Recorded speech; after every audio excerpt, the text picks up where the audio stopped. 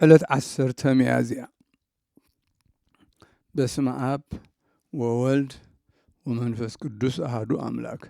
ዕለት 10 ሚያዝያ በዛ ዕለት እዚኣ ቅዱስ አቦ ይስሐቅ ናይቲ ዓብይ አቦ አባ እብሎ ረድኢ አዕረፈ።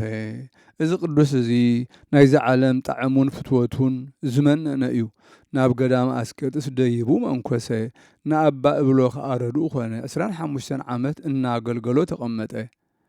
ስጋኡ ክሳብ ዝደርቕ ዓብይ ተጋድሎ ተጋደለ። ፍትወት ስጋ ዝኾነ ኩሉ ሕሊናኡ ቀተለ። ኣብ ቅኑዕ ሓሳባቱ ጸንዐ። ህድኣት ትዕግስቲ ወሰኸ።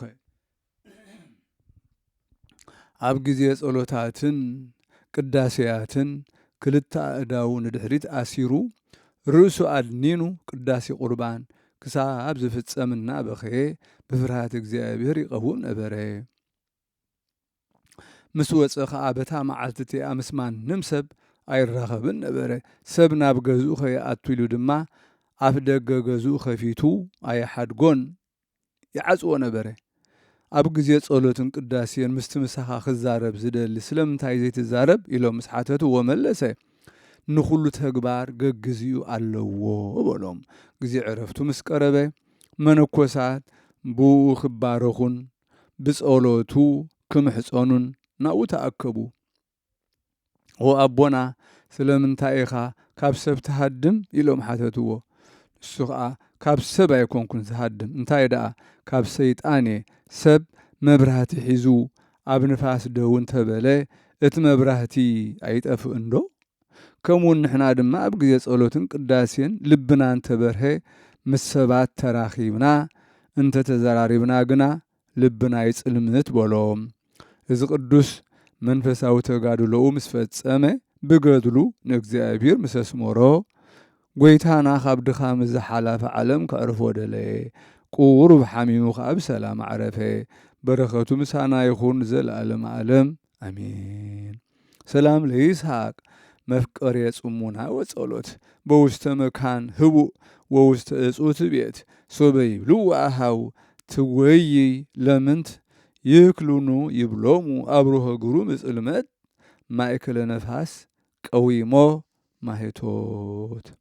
ሰላም ይስሐቅ ፈታዊ ጽሙና ምጸሎት ኣብ ሕቡእ ቦታ ኣብ ዝተዓጽወ ቤት ስለምንታይ ተሃድም ምስ በልዎ ኣሕዋት ይከኣልዶ ምብራህ ይብሎም ኣብ ብርቱዕ ጸልማት ኣብ ማእከል ንፋስ ክቐውም ማህቶት። በዛ ዕለት እዚኣ ኣባ ገብርኤል ናይ እስክንድርያ ሊቀ ጳጳሳት ወዲ ታይሮግ ዝስመ ኣዕረፈ። ንሱ ቁጽሩ ካብቶም 70 ኣበው ሊቃነ ጳጳሳት እዩ። እዚ ቅዱስ እዚ ካብቶም ናይ ሃገር ምስሪ ዓበይትን ሃብታማትን እዩ። ኣብ ግብፂ ናይ ቅዱስ መርቆሬዎስ ቤተ ክርስቲያን ማዕሪገ ዲቁና ተሾመ። ጸሓፊ ፈላጥ መስተውዓል ነበረ። ብኢዱ ብቋንቋ ቅብጥን ዓረብን ብዙሓት መጻሕፍቲ ጸሓፈ። እቶም ዝበዝሑ ካብኣቶም ከዓ ተርጎሞም ኤጲስቆጶሳትን መራሕቲ ህዝብን ሊቀ ጳጳሳት ንክሸምዎ ሓረይዎ። ኣባ ዮሴፍ ዝበሃል መንፈሳዊ ሽማግለ ሶርያዊ ሰብኣይ ኣብ ገዳም አስቄጥስ ነበረ። ጸጋ እግዚኣብሔር ኣብ ልዕሊኡ ዘለዎ እዩ። ገለ ነገር ከይኮነ ከሎ ዝርኢ ብመንፈስ ቅዱስ ዝዛረብ ነበረ። ዓበይቲ መነኮሳት ናብኡ ተኣኪቦም ነዛ ክብርቲ ሹመት መን ይሓይሽ ኢሎም ሓተትዎ እሞ ገሊጹ ክነግሮም ለመንዎ። ንሱ ከዓ ገብርኤል ዝተባህለ ሰብኣይ ወዲ ታይሮክ በሎም። ነዚ ሰሚዖም ኩሎም ብኡ ሰመሩ። ኣብ ልዕሊኡ ተሰማሚዖም ሓዝዎ እሞ ብ21 የካቲት ብ800 ዓመት ሰማዕታት ሊቀ ጳጳሳት ሾምዎ። ናብ ገዳም አስቄጥስ ምስ ከደ ኣብታ እምነት ኣብ ፍጻሜ ቅዱስ ባስልዮስ ምስ መለኮቱ ሓደ ኾነ ዝብል ወሰኸ። እቶም መነኮሳት ከዓ ንሕናስ በዚ ኣይለመድናዮን በልዎ። ንሳቶም መለኮቱ ምስ ትስብእቱ ሕውስ እዩ ኢሉ ከይሓስብ ኢሎም ስለ ዝፈርሁ እዮም። ድሕሪ ብዙሕ ምርምር እዛ ቃል እዚኣን እቲ ዝስዕባ ብዘይ ፍልልይ ብዘይ ምድብላቕ ብዘይ ምትሕዋስ ዝብል ተሰርዐት ብጽቡቕ ምቕባል ከዓ ተቐበልዎ ክሳብ ሎሚ ከዓ ተሰሪዓ ትርከብ። ብዘበኑ ብዙሓት ምግባር ሰናያት ተሰርዐ ንምዉታት ኣብ ውሽጢ ቤተ ክርስቲያን ምስርን ቃሕራን ከይቐብሮም ኢሉ ወገዘ። ደጊሙ እውን ነቶም ኣብ ውሽጢ ቤተ ክርስቲያናት ቀቢሮሞም ንዝጸንሑ ንኹሎም ከውፅዎም ኢሉ ወገዘ። እዚ ኣቦዚ ብዛዕባ ርስቲ ምዉታንን ብዛዕባ ካልእ ቀኖናን ናይ ፍርድን ፍትሕን ደረሰ። መጽሓፍቲ ቤተ ክርስቲያን ካብ መጽሓፍቲ ብሉይን ሓዲስን ተርጎመ። ብዘበኑ 53 ኤጲስቆጶሳትን ብዙሓት ካህናትን ሾመ። ካብኣቶም ሓንቲ ቅርሺ እኳ ኣይወሰደን። በቲ ግዜ እቲ ንጉስ ግብፂ ኣሸገሮ ካብኡ ብግፍዒ ብዙሕ ገንዘብ ደለየ። ኣብ ልዕሊኡ ዝሕልውዎ ሰለይቲ ገበረ። እቶም ጸሓፍትን ሽመኛታትን ህዝብን ካብ ህዝቢ ኮነ ካብ ቤተ ክርስቲያናት ካብ ምድሪ ድኻታት ዝኾነ ነገር ከም ዘይወሰደ ምስ ፈለጡ ብዛዕባ እዚ ካብ ኣባይቶም 300 ዲናር ወርቂ ኣዋፂኦም ኣብ ከክንዳኡ ንንጉስ ግብፂ ሃብዎ። ግዜ ዕረፍቱ ምስ ቀረበ እግዚኣብሔር ጽድቁን ትሩፋቱን ንሰብ ክገልጾ ደለየ። ቁሩብ ሓመመ። ብዙሓት ካህናትን መነኮሳትን መሳቕል ጾይሮም ማዕጠንታት ሒዞም ወንጌላት ተሸኪሞም ናብኡ ከም ዝመፁ ኮይኖም ረኣዮም። ሰላም በልዎ እሞ ክንበጽሓካ ናባኻ መጺእና በልዎ። ኣብ መወዳእታ ዝዓመት ከዓ ናባኻ ተመሊስና ምሳና ክንወስደካ ኢና በልዎ። ምስ ተንስአ ነቶም ምስኡ ዘለዉ ንኣሕዋት ኤጲስቆጶሳትን ካህናትን እቲ ዝረኣዮ ነገሮም። ካብኡ ካብቲ ሕማሙ ሓወየ። ኣብ መወዳእታ እቲ ዓመት ቁሩብ ሓመመ።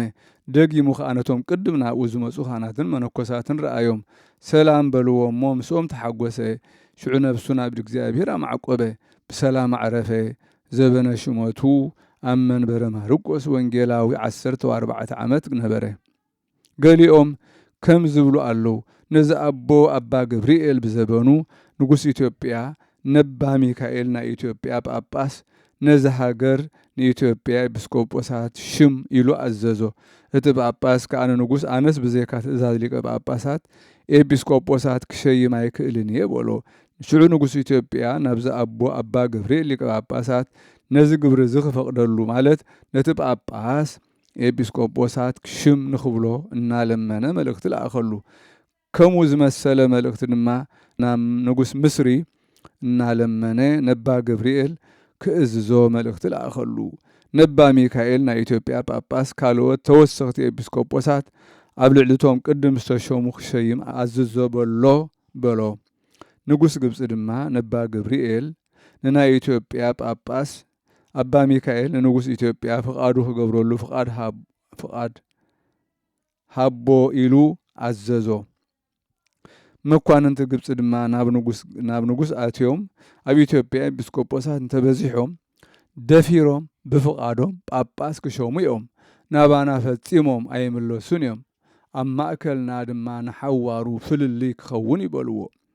ንጉስ ምስሪ ከዓ ነዚ ሰሚዑ ንኣባ ገብርኤል ከምዚ ኢሉ ኣዘዙ። በል መልእኽቲ ጽሒፍካ ንንጉስ ኢትዮጵያ ካብ ሕጂ ንድሓር ኤጲስቆጶሳት ከይትሸይም ኢልካ ወግዞ ኢሉ ኣዘዞ። ሊቀ ጳጳሳት ከዓ ከምቲ ንጉስ ግብፂ ዝኣዘዞ መልእኽቲ ጽሒፉ ለኣኸ። እታ መልእኽቲ ውግዘት ኣብ ንጉስ ኢትዮጵያ ምስ በጽሐት እታ ኣዳራሽ ንጉስ ብሓዊ ተቓጸለት። ጥሜትን ሕማምን ኮነ። ኣብ ኢትዮጵያ ዝናም ከይዘንም ተኸልከለ። ንጉስ ትእዛዝ እግዚኣብሔር ስለ ዝጠሓሰ ብዙሕ ሽግር በጽሖም። ንጉስ ኢትዮጵያ ናብ እግዚኣብሔር ተመሊሱ ተነስሐ። መልእኽቲ ኣዳልዩ ድማ ናብ ንጉስ ግብፂ እንዳለመነ ነባ ገብርኤል ካብ ግዝቱ ንኽፈትሖ ክእዝዞ ለኣኸ። ንጉስ ግብፂ ድማ ልመናኡ ተቐበሎ። ኣባ ገብርኤል ከዓ ብፍቓድ ንጉስ መጽሓፍ በረኸት ጽሒፉ ናብ ንጉስ ኢትዮጵያ ናብ ኩሎም ኢትዮጵያውያንን ኣብ ልዕሊኦም እናመረቐ ለኣኸ። እታ መጽሓፍ በረኸት ኣብ ሃገረ ኢትዮጵያ ምስ በጽሐት እግዚኣብሔር መዓቱ ካብኣቶም ኣርሓቐ። ምሕረቱን ይቕሬታውን ሃቦም። ዝናም ኣዝነመሎም። ጥሜትን ሕማምን ካብኣቶም ኣለየሎም ዓብዪ ሓጎስ ከዓ ተሓጎሱ ዝብል ኣብ መጽሓፍ ግብፃውያን ይርከብ እዩ። እግዚኣብሔር ምሕረቱ ይለኣኸልና ኣሜን።